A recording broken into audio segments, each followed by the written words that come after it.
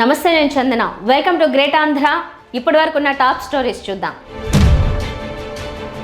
జగన్ అంతా చేశాక చంద్రబాబు బిల్డప్లు. బాబు స్ట్రాటజీ అప్పుడు చీలరాదు, ఇప్పుడు చీల్చి తీరాలి. అవగాహన లేకుండా మాట్లాడుతుంటారామె. కూటమి నేతల అక్రమాలు అరికట్టడానికి ఎన్నెన్ని ఇబ్బందులు. ఉద్యోగుల బదిలీలకు డబ్బు తీసుకున్నాడు.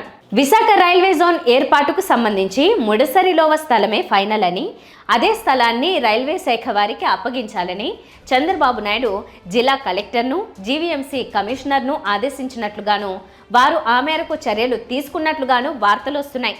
అయితే వాస్తవాలను పరిశీలించినప్పుడు ముడసరిలోవ స్థలాన్ని రైల్వే శాఖకు అప్పగింతకు యోగ్యంగా ఆక్రమణలు తొలగించి సిద్ధం చేయడం అనేది ఎన్నడో జగన్మోహన్ రెడ్డి హయాంలోనే పూర్తయిపోయింది. రైల్వే శాఖ నిర్మాణాలకు శంకుస్థాపన చేయడం అనే లాంఛనం ఒక్కటే పెండింగ్లో ఉండిపోయింది. దానికి సంబంధించిన రైల్వే శాఖ అభ్యంతరాలన్నీ జగన్మోహన్ రెడ్డి ప్రభుత్వం తీర్చి రైల్వే జోన్ ఏర్పాటుకు అన్ని పనులు పూర్తి చేసినప్పటికీ అప్పట్లో శంకుస్థాపన జరగలేదు. తీరా ఇప్పుడు కూటమి ప్రభుత్వం అధికారంలోకి వచ్చిన తర్వాత రైల్వే జోన్ పనులను కూడా తమ చలవుతోనే ప్రారంభిస్తున్నట్లుగా బిల్డప్ ఇవ్వడానికి సర్కార్ తాపత్రయపడుతోంది. ఈ రోజుల్లో పని చేయడం ఒకటే కాదు, పని చేసినట్లుగా కనిపించడం కూడా చాలా ముఖ్యం. నిజానికి పని చేయకపోయినా చేసినట్లు కనిపించడం చాలా ముఖ్యం అనేది తెలివైన వాళ్లకు మాత్రమే తెలిసిన సంగతి. అలాంటి తెలివితేటలు చంద్రబాబు నాయుడు వద్ద పుష్కలంగా ఉన్నాయి.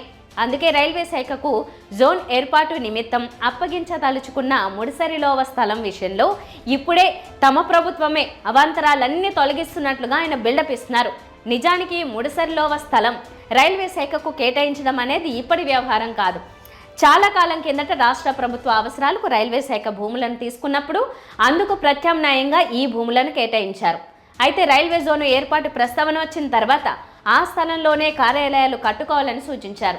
రైల్వే శాఖ అధికారులు అక్కడికి వెళ్ళినప్పుడు అప్పటికే ఆ ప్రాంతంలో అనేక ఆక్రమణలు చోటు చేసుకుని ఉండడం, వారు రైల్వే శాఖ అధికారులను బెదిరించడం జరిగింది.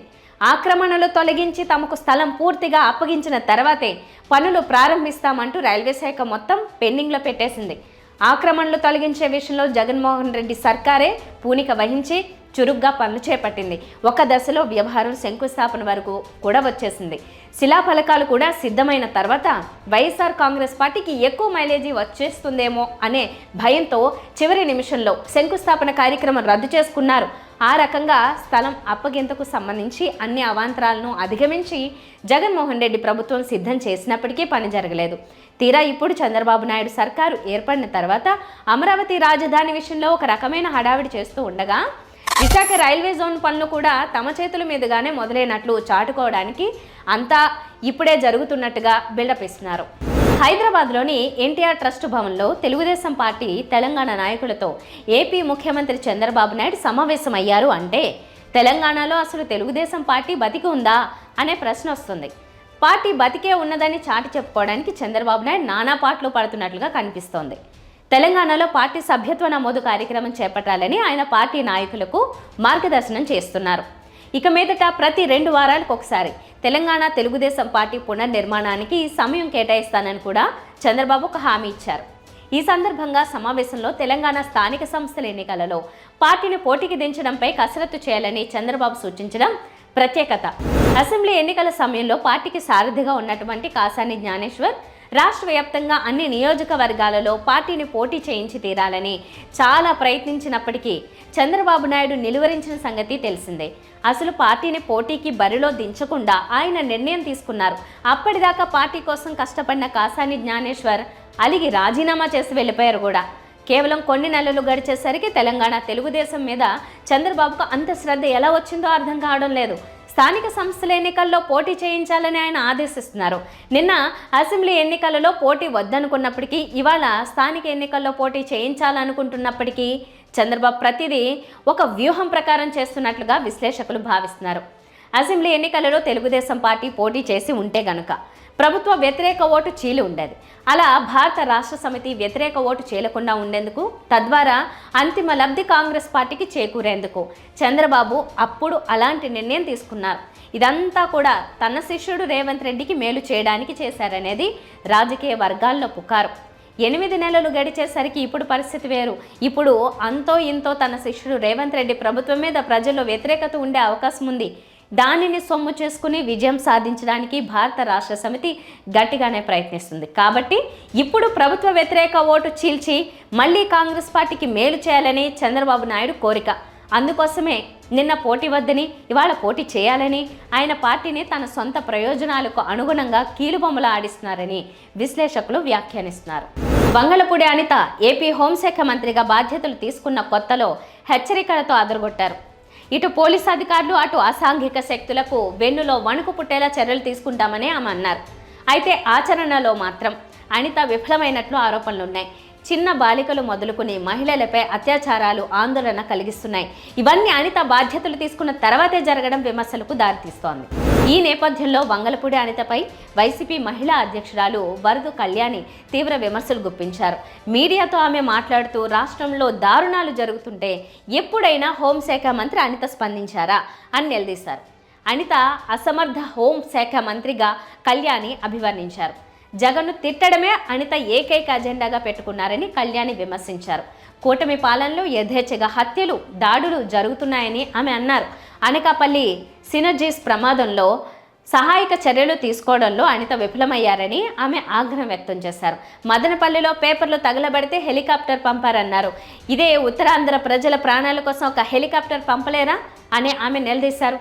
ఏమాత్రం అవగాహన లేకుండా అనిత మాట్లాడుతున్నారని విమర్శించారు. చంద్రబాబు నాయుడు గారు ఈ కూటమి ప్రభుత్వం ఎక్కడో మదనపల్లిలో పేపర్స్ తగలబడిపోతే హెలికాప్టర్ ఇచ్చి డీజీపీని పంపించారు. మరి 17 మంది ఎంత దారుణంగా యాక్సిడెంట్లో చనిపోయారు.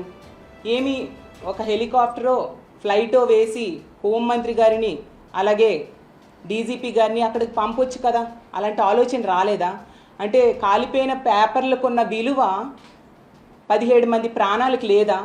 ఉత్తరాంధ్ర ప్రజల ప్రాణాలకు అంత విలువ లేదా అని నేను అడుగుతూ ఉన్నాను.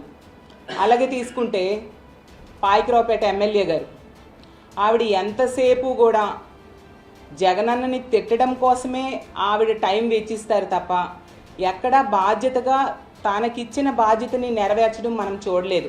ఎంతమంది చనిపోయినా కూడా చంద్రబాబు నాయుడు గారు పరామర్శకు వెళ్ళాక ఒక ఉన్నత స్థాయిలో సమీక్ష చేయాల్సిన అవసరం లేదా? రాష్ట్ర స్థాయిలో సమీక్ష చేశారా?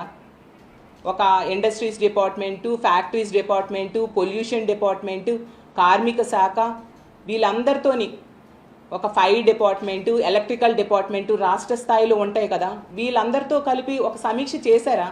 ఇదేమీ చేయకుండా వీకెండ్కేమో స్పెషల్ ఫ్లైట్లో హైదరాబాద్ వెళ్ళిపోయారు.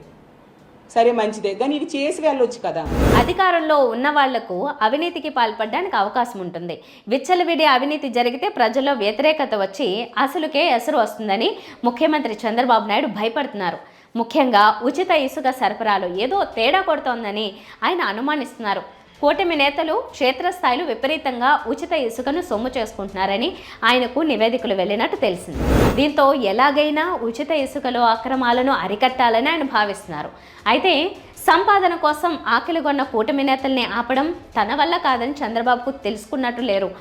అయినప్పటికీ తన వంతు ప్రయత్నాలు ఆయన ఏవో చేస్తున్నట్టు కనిపిస్తోంది. ఇందులో భాగంగా ఆధునిక సాంకేతిక పరిజ్ఞానాన్ని ఉపయోగించాలని ప్రభుత్వం ఆలోచిస్తోంది. ఉచిత ఇసుక సరఫరాలో అక్రమాలను నిరోధించేందుకు లైవ్ శాటిలైట్ డేటాతో పాటు కృత్రిమ మేధ అంటే ఆర్టిఫిషియల్ ఇంటెలిజెన్స్ను ఉపయోగించాలని ప్రభుత్వం నిర్ణయించినట్టు తెలిసింది. దీనికి సంబంధించి త్వరలో విధి విధానాలను ప్రభుత్వం రూపొందించనుంది. జీపీఎస్ డేటా పరిధిలోకి తీసుకొచ్చి మ్యాపింగ్ చేయనున్నారు. ఏఐ ద్వారా ఇసుక స్టాక్ నిల్వలు, వినియోగం తదితర వివరాలను ఎప్పటికప్పుడు తెలుసుకోనున్నారు. ఎక్కడైనా అక్రమాలు జరుగుతున్నాయని తెలిసిన వెంటనే అరికట్టడానికి ఆధునిక సాంకేతిక పరిజ్ఞానం ఉపయోగపడుతుంది. అలాగే ఉచిత ఇసుక వాహనం ఎక్కడికి వెళ్తుందనేది కూడా జియో ట్యాగ్ ద్వారా గనుల శాఖ ఎప్పటికప్పుడు మానిటరింగ్ చేయనుంది. ఇవన్నీ కూటమి నేతల ఆక్రమాలను అరికట్టడానికే అని మర్చిపోవద్దు. ఈ పరిణామాలపై కూటమి నేతలు ఎలా స్పందిస్తారో చూడాలి. ఆంధ్రప్రదేశ్లో బదిలీల ప్రక్రియ మొదలైంది. సుమారు 15 విభాగాల్లో ఈ బదిలీల్ని చంద్రబాబు సర్కార్ చేపట్టింది. బదిలీలను ఆర్థికంగా సొమ్ము చేసుకోవడంలో కొందరు మంత్రులు, అధికార పార్టీ ఎమ్మెల్యేలు తలమునకలయ్యారు. ముఖ్యంగా రెవెన్యూ, రిజిస్ట్రేషన్, మున్సిపల్, పోలీస్ శాఖల్లో పోస్టింగ్లకు బాగా డిమాండ్ ఉంది. బదిలీలో అధికార పార్టీ ప్రజాప్రతినిధుల చేతివాటంపై టీడీపీ అనుకూల మీడియాలో కూడా కథనాలు వస్తున్నాయి. మున్సిపల్ కమిషనర్లు, తహసీల్దార్లు, ఆర్డీఓలు, ఎస్ఐ, సిఐ, డిఎస్పీలు, సబ్ రిజిస్ట్రార్ తదితర పోస్టులకు సిఫార్సు లేఖలు ఇచ్చేందుకు డిమాండ్ను బట్టి లక్షల్లో వసూలు చేస్తున్నట్టు సమాచారం. ఈ నేపథ్యంలో తాజాగా సర్వేపల్లి ఎమ్మెల్యే సోమిరెడ్డి చంద్రమోహన్ రెడ్డిపై మాజీ ఎమ్మెల్యే కాకాని గోవర్ధన్ రెడ్డి తీవ్ర ఆరోపణలు చేశారు. కాకాని మీడియాతో మాట్లాడుతూ బదిలీలో భారీ మొత్తంలో డబ్బు వసూళ్లు చేశారని ఆరోపించారు. సోమిరెడ్డి ప్రతిపక్షంలో ఉంటే బ్లాక్మెయిల్ చేయడం, అధికారంలో ఉంటే బెదిరించడం అలవాటని ఆయన అన్నారు. సోమిరెడ్డి భారీగా అవినీతికి పాల్పడుతున్నట్టు ఆయన ఆరోపించారు. ఇవి వాళ్ళ టాప్ స్టోరీస్. మరిన్ని అప్డేట్స్తో కలుద్దాం. నమస్తే.